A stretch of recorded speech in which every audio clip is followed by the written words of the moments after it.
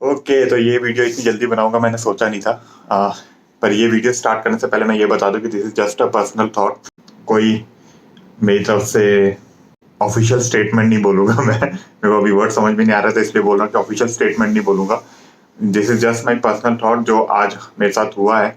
आ, आज मैं अपने फादर का पासपोर्ट रिन्यूअल कराने गया था एंड जो वहाँ पे चैलेंजेस फेस किए हैं वो आई थॉट कि I should share with you all, ताकि आप सबको भी समझ में आए एंड आप सब ये गलती अवॉइड कर सकें।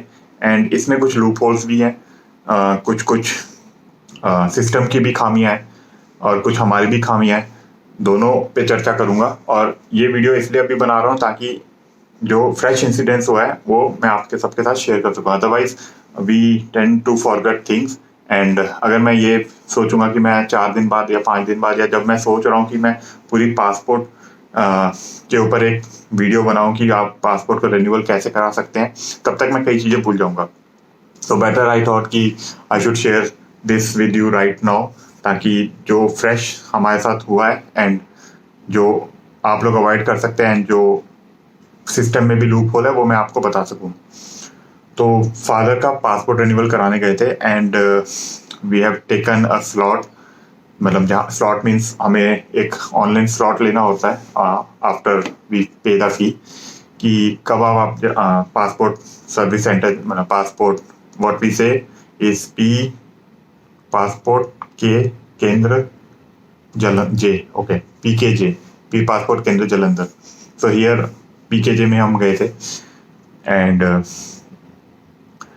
स्लॉट लिया था आफ्टर पेमेंट ऑफ 1500 रुपीज़। अब वहाँ पे जाके हमारी एप्लीकेशन रिजेक्ट हो गई है ये कह के कि आपके आधार कार्ड पे जो एड्रेस पार्ट होता है वहाँ पे जो मेरे फादर का नाम है उसमें सरनेम है एंड पासपोर्ट जो आपका पुराना पासपोर्ट था उसमें सरनेम नहीं है। Little laughing thing but this is what happen. अभी समझ में नहीं आ रहा क्योंकि प्रॉब्लम ये है कि सिर्फ पासपोर्ट पे ही मेरे ग्रैंडफादर का सरनेम नहीं है विच इज़ रंधावा, एंड उसके अलावा सारे डॉक्यूमेंट्स पे उनका सरनेम है। अब पासपोर्ट ऑफिस वाले बोल रहे हैं कि आप पहले आधार कार्ड पे अपना सरनेम ठीक करा लीजिए, मतलब वहाँ से आप सरनेम रिमूव करा दो एंड देन रिन्यूअल के लिए अप्लाई कर दो। अब मेरा इशू ये है कि पासपोर्ट के अलावा बाकी सब डॉक्यूमेंट्स में पूरा नाम है which is first name, middle name and last name. अब आधार कार्ड चेंज कराना इतना आसान नहीं है क्योंकि कहीं कोई और सपोर्टिंग डॉक्यूमेंट नहीं है। हाँ, आई नो कि देयर आर ऑल्टरनेटिव वेज कि आधार कार्ड को आप करवा सकते हैं, मे बी लाइक आप कहीं से सिग्नेचर ले आए, मतलब वैलिड पर्सनस के जो गैजेटेड ऑफिसर्स होते हैं उनके सिग्नेचर ले आए एंड आधार कार्ड अमेंड करवा लें। बट मेरा कंसर्न ये है कि वाई दिस हैसल। अगर मैं आपके सामने, अगर मैं रेन्यूअल कराने के लिए आया हूँ 10 अपना पासपोर्ट एंड उसमें ठीक है कुछ जगह पे गड़बड़ी है, जो पुराना डॉक्यूमेंट था उसमें कुछ मिसिंग है, पर जो मैं अभी के प्रूफ दे रहा हूँ उसमें पूरा वैलिड प्रूफ है और वो एक डॉक्यूमेंट नहीं है, वो 3-4 अलग अलग डॉक्यूमेंट्स है, सब में वो एग्जैक्ट प्रूफ है। तो आप उस चीज़ को अमेंड क्यों नहीं कर सकते? ये एक सिस्टम का लूप होल है आई विल से, बिकॉज अगर मैं उनको एक डॉक्यूमेंट दूं तो मैं समझता हूँ कि भाई ठीक है मेरा एक ही डॉक्यूमेंट में नाम गलत आ रहा है, बाकी सब में मतलब डिफरेंट डिफरेंट है तो मैच नहीं हो रहा है। पर यहाँ पे सिर्फ एक पासपोर्ट में नाम गलत है, गलत भी नहीं है, जस्ट सरनेम छोड़ दिया गया है एंड बाकी सब डॉक्यूमेंट में सरनेम है। तो आप अब उस सरनेम को यहाँ पे क्यों नहीं लगा सकते? This just my personal feedback. अगर आप चाहें तो अपना टेक्नोलॉजी अपग्रेड करके आप वहाँ पे हमारे मतलब और सिग्नेचर ले लें कि दिस इज भाई हमारे यही नाम है, यही हमारा सरनेम है, यही ग्रैंडफादर का सरनेम है and we are showing you all the proofs, not only Aadhaar card, we are showing you driving licence, we are showing you voter ID card, we are showing you bank statement, जो भी आप मांगो।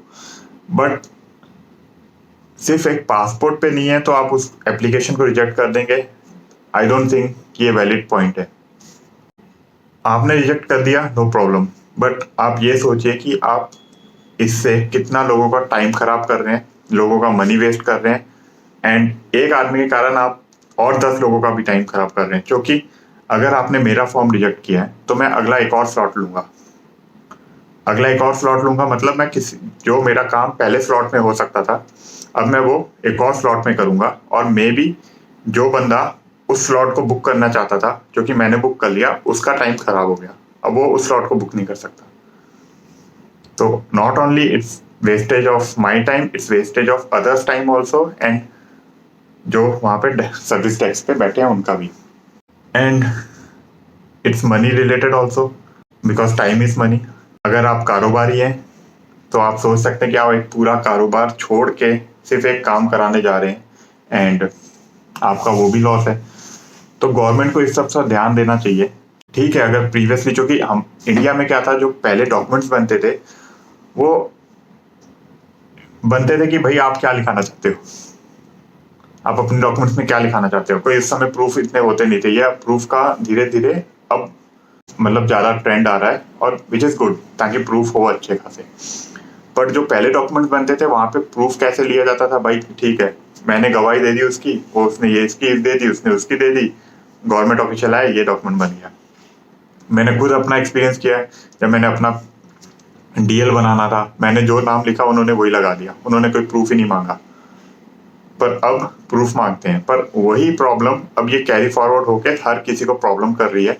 तो इसका solution government को सोचना चाहिए कि भाई जो हमने पुरानी गलतियां की है उसको सुधारे कैसे। अब आपने आधार कार्ड इसलिए बनवाया था कि सबका एक डॉक्यूमेंट हो एंड सब जगह चल सके, पर अगर अब आप उस डॉक्यूमेंट को ही बोल रहे हो कि नहीं भाई हम इसके मुताबिक नहीं कर सकते क्योंकि इसमें अलग है इंफॉर्मेशन जो हमारे पास पुरानी थी, तो उस आधार कार्ड का फायदा क्या रह गया। इलॉजिकल सी बात हो सकती है कईयों के लिए, पर आई एम थिंकिंग कि उस आधार कार्ड का फायदा ही क्या रह गया जो हमने बनवाया। अब पहले उसको अमेंड करवाएं, फिर इसको अमेंड करवाएं, और फिर अगर हमारे को फिर से सरनेम चाहिए तो फिर से उस पर एप्लीकेशन डालने आधार कार्ड को चेंज कराने के लिए, देन फिर से पासपोर्ट को रिन्यूअल पे फिर से मतलब पासपोर्ट रीइश्यू पे फिर से लगाएं। तो आप कहाँ से टाइम सेव कर रहे हैं, ईज टू सर्विस तो है ही नहीं है ये सबसे बड़ी बात।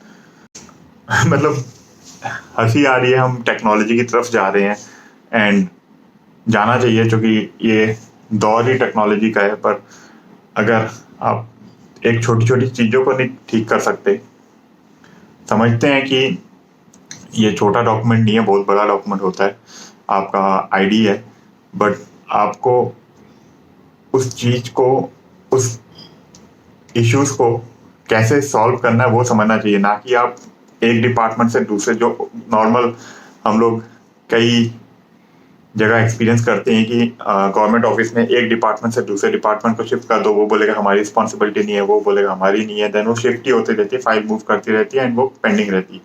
यही हमारे इंडिया में हाल चल रहा है। तो इस चीज़ को कैसे अवॉइड करें। अब क्योंकि ये अभी अभी अभी ताज़ा एक्सपीरियंस किया है तो इसलिए शेयर कर रहा हूँ, ताकि मैं भूल ना जाऊँ, जैसे पहले ही बोला। सो आई अर्ज कि कुछ इसकी तरफ देखना चाहिए।